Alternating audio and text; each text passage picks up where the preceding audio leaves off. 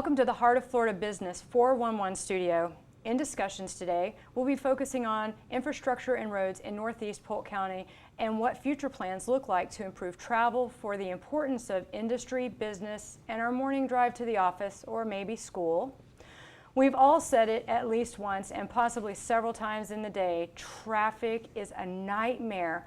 But our guest today will share what is happening behind the scenes in infrastructure and roadway planning that make Northeast Polk County the place to expand business, build industry, and raise a family. Also, in our Northeast City Business Spotlight, we will meet with Haines City City Manager Derek Fiecher to talk about the impact of growth that Haines City is experiencing and what is new in development there, and why is Haines City the business-friendly city in Polk County.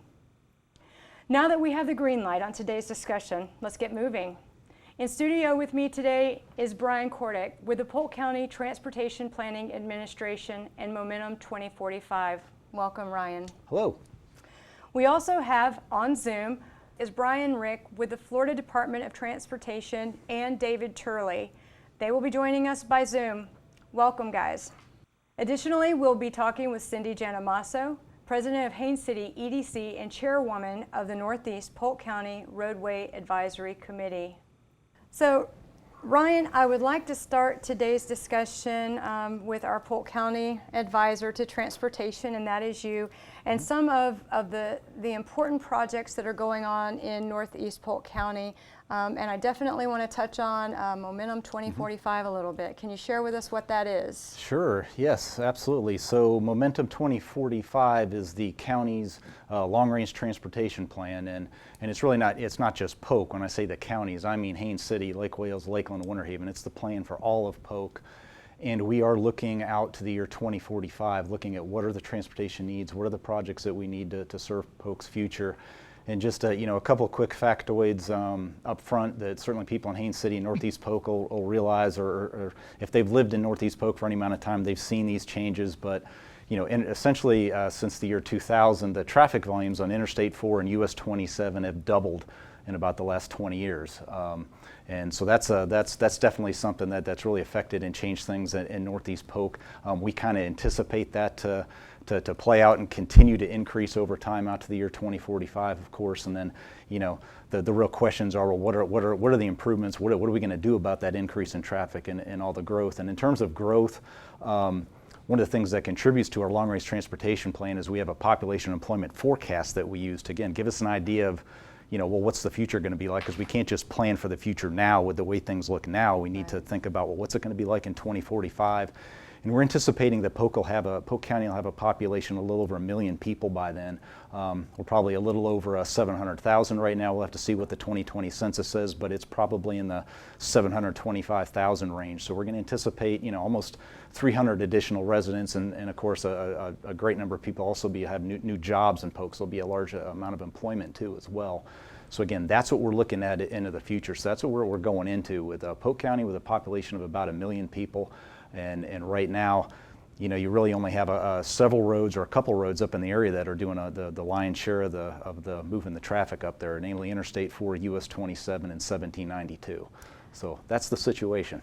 That's a big situation. Yes. Definitely. That number is a tipping point for sure when you hit that million mark. And I think some of the things that I hear in community often are, what is being done about the traffic? What is the plan? And it's like this elusive something out there. And so when you say 2045 and we're looking 20 years out, it really does take that kind of time and that kind of planning to get a real forecast to what it is we need to do.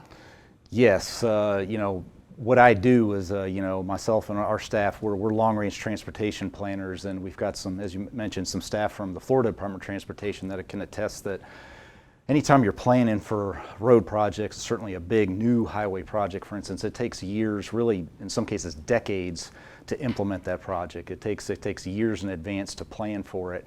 In the case of Northeast Polk, we're looking at different transportation improvements, not only to 27 or Interstate 4, possibly some new corridors or additional corridors that are going to be needed to serve all that new population employment. But it takes essentially decades to do that for a large-scale big project. I-4 was last widened in the, I think it was the early to mid 2000s in that part of the county. We're looking to widen it in the future, but still it's going to take probably a decade or more before we're seeing, that road improved or widened. So that's why we need the planning, and there needs to be a lot of justification too, because for the improvements that we're talking about, we don't take them lightly. You're talking about literally either hundreds of millions or in some cases billions of dollars of public money. We want to make sure that that is the best expenditure of those funds on the roads that we need. So that's what goes into it. Yeah. Excellent. And I know some of that planning includes committees that you've established. One such committee that Cindy Janamasso, who is with us today, she is the president of the Haines City Economic Development Council, but she's also your chairperson for Northeast Polk Roadway Advisory Committee. Can you tell me a little bit, Cindy, about your involvement on that committee and how infrastructure impacts the work that you do in Northeast Polk County?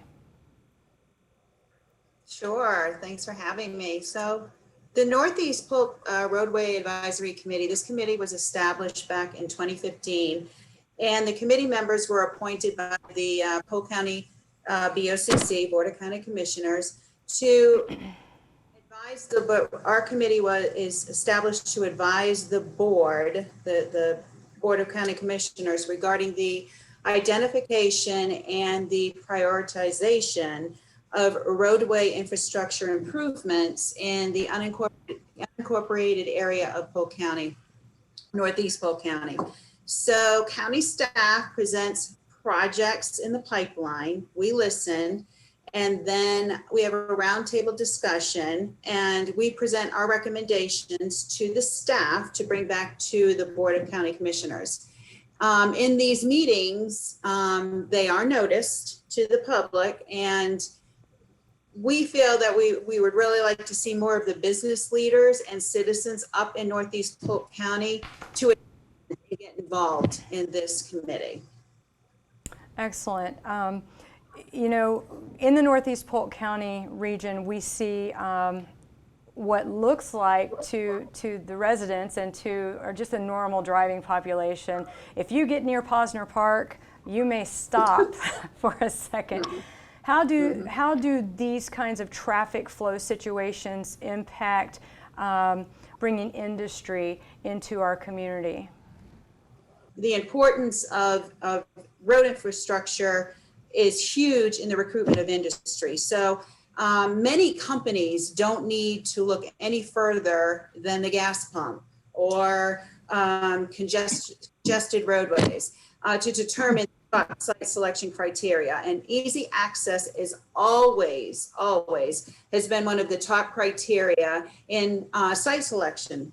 So companies who are not only targeting locations that are in close proximity to prime transportation arteries, they're also making sure that that they have easy access to your major interstates and highways. So easy access, less congestion are always going to be a determination in companies saving time and money. Perfect. Ryan, I know that we have projects that are on the board currently today. Can you share a little bit about some of the projects that we can share about? Yeah, there's a number of projects in Northeast Polk County that are underway. Cindy knows we've spent time talking about these the last year or two on our committee, but the county is considering some major investments. Probably one of the biggest ones right now, and it's going to be going under construction fairly soon, is the Lake Wilson Road widening. That'll be widening that road from 2 to 4 lanes between County Road 54, Ronald Reagan Parkway, and really the County Line Road, or Osceola County Road 532, it's called, up to the north. Several intersections also farther to the east, like at County Road 54 and County Road 547. And then a little east of Haines City, some significant improvements are being looked at, be underway within the next 1 to 2 years on Cypress Parkway, vicinity of Sola Vita, from where the Poinciana Parkway comes down off to the east, as well as Marigold Avenue, the northern portion of Marigold Avenue in Poinciana, are a couple other additional highway capacity projects where those roads will be widened from 2 to 4 lanes. Those are all projects that are kind of considered committed, and again will be underway in the next year or two. That's exciting. On a project of that nature, what is the average timeline from start of project, groundbreaking, let's say, to completion? Depends, bigger projects can take longer, something like Interstate 4 or like the Polk Parkway over in Lakeland when it was built a couple decades ago. That took a little while, 2 to 3 years, but usually projects like this, you're anywhere from maybe a year, a little over a year and a half, maybe at the most about 2 years. So there's a lot of things that can come into play, like the weather conditions and so on. If you have a lot of flooding, rain going on, you can lose a lot of time really quick, but I think that's generally what they're looking at, probably within 2 years on both of those projects being open and so that they minimize the impacts to the businesses and then the motoring public that has to navigate that construction. That's very exciting. That is very exciting, and working sort of all over the county the way that I do, I get to be on, it seems like, every road from time to time, and one of the things that I notice is, the traffic stops when we have to do roadway construction, things of that nature. I know that those things are frustrating to some of our residents, but this is the purpose of this conversation, is to say these are really great things that are about to happen in Polk County to make travel easier. So that is just very exciting. I'd like to kind of turn the conversation a little bit to Florida Department of Transportation, and Brian Ricks, if you could give us just kind of an overview of what the Florida Department of Transportation, what is the mission, and how is that relative to Polk County? Well, first and foremost, and a few folks have already touched on this, and that is our mission, our primary mission, of course, is making our roads safer and reducing the instances of incidents and whatnot, but also reducing congestion. And there is a real tie-in between safety and congestion, that drivers, and let's be real, in every situation we've ever seen where there's been a tremendous wreck on an interstate or anywhere, more often than not, it has to do with driver frustration, which usually is derived from congestion. So by reducing congestion, we are actually reducing the instances of serious traffic incidents. The other side of this is years ago, decades ago, before any of us were born, transportation agencies across the country didn't necessarily have 25-year plans. If a road needed to be built, it was built. So it was more reactive than proactive. What has changed over the past several decades is we've transitioned to more of a, well, let's try to plan in advance for an expected increase in population.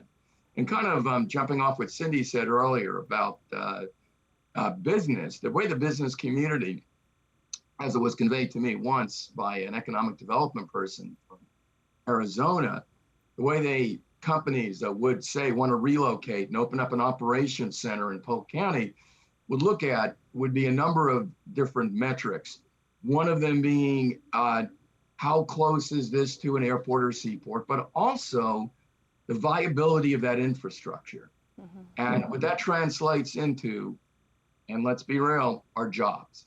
Right. Is that, and everyone wants more economic opportunity, because that means that our quality of life increases to where we, as we have more options, we have opportunities, but also it frees up revenue to do other things.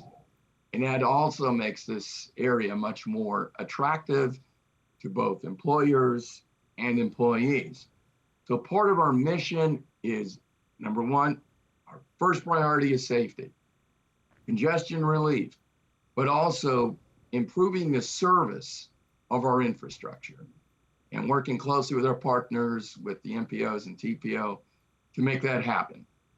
And I want to just kind of segue to one of my colleagues, David Turley, who can speak about some project specifics, I should say specific projects. Perfect. That is perfect, and it's very exciting that in this discussion, it's not all engineering. It is the creation of jobs. It is a community impact and flow of traffic, and I think so often You know, if you're just a driver out on the road, we're not thinking what you guys are thinking, I can tell you. We're thinking we've got exactly 5 minutes to get somewhere, and we just got stopped. And so I think it's very important, you know, that the message is heard that this is long-term planning for individual success of residents and the population that lives in the region. So we definitely value that. And David, welcome, and we are excited to hear about the projects that you are working on in Northeast Polk County. Yeah, I appreciate you having me. I look forward to talking about this stuff. Where I'm a project development engineer at the Florida Department of Engineering, and I do what they call PD&E studies, which stand for Project Development and Environment, which means basically we come up with the conceptual ideas at the beginning of the project. You know, when Ryan and the TPO or other MPOs come up with an idea what they want, we have to go in and do this preliminary study to to make it okay with the government agencies like Fish and Wildlife and the U.S. Fish and Wildlife, and then State Historic Preservation Society officer, because there are, you know, certain historical landmarks and historical pieces that we would like to save around Florida. So we know we have all this improvements that need to happen, but we also need to keep some of the environment that makes Florida great. So right now we do have 3 PD&E studies that are going on around the Haines City area, which will improve, hopefully, congestion and traffic. One of them is the US 1792 study, which is in downtown Haines City, which goes from South 1st Street to 17th Street, right in that middle section. A lot of people know that it gets congested in there. Yes. And there's that nice historical bridge that's in there as well. Mm-hmm. So there's work that goes on, but we are working to address that and hopefully making it a 4-lane roadway in that area, which should reduce the congestion, definitely make it safer to travel through there. We are hoping to do a virtual public workshop in early November.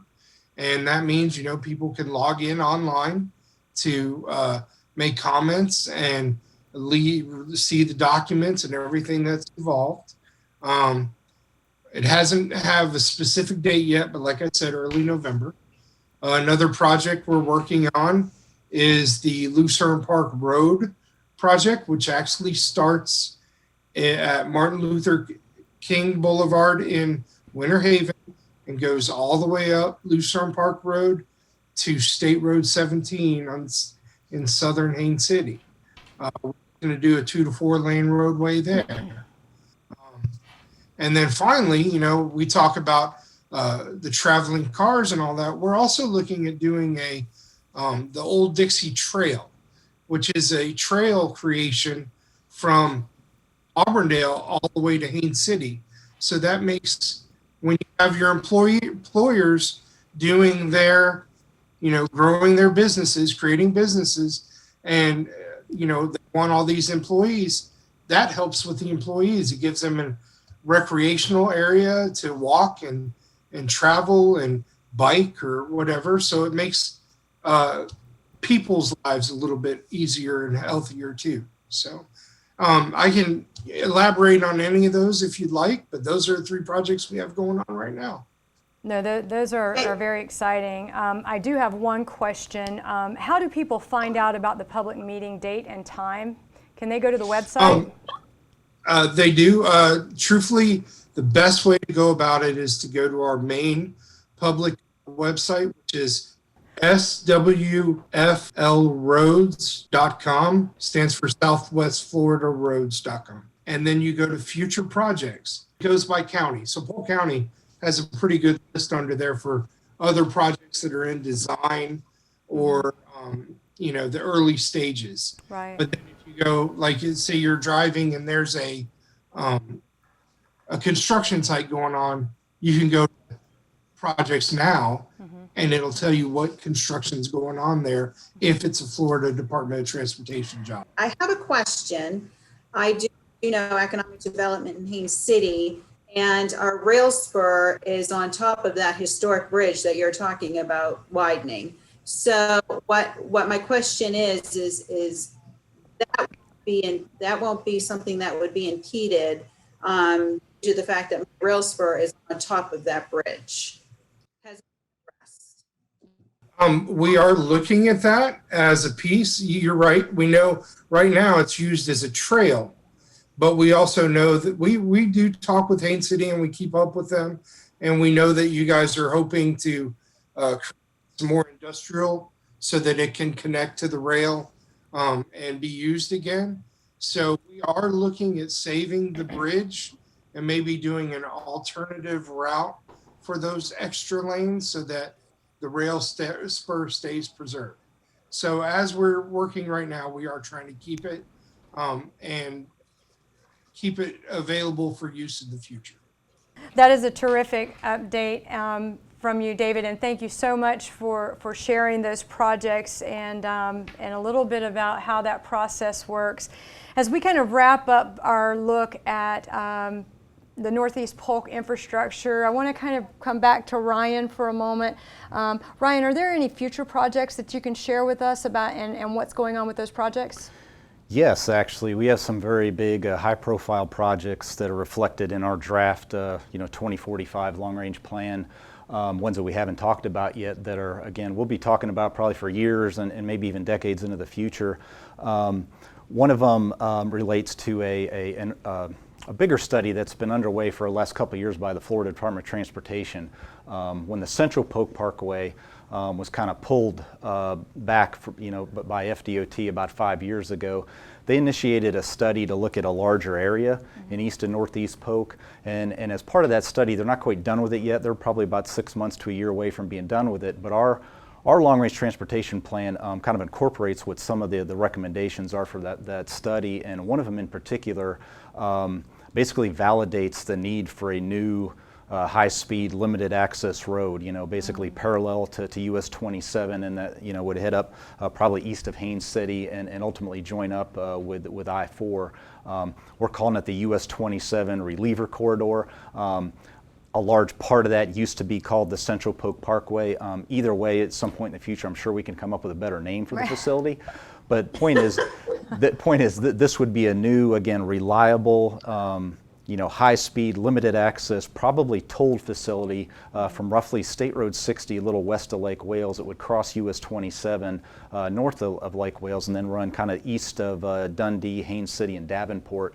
Would join up with US 1792 in the vicinity of Powerline Road. It would use would probably be an improved US 1792 on up to the what's called the Poinciana Parkway extension. Mm-hmm. So if you know where the Poinciana Parkway, its intersection with 1792 is now, the Central Florida Expressway Authority is looking at evaluating extending a corridor from that point directly to Interstate 4 in the vicinity of State Road 429.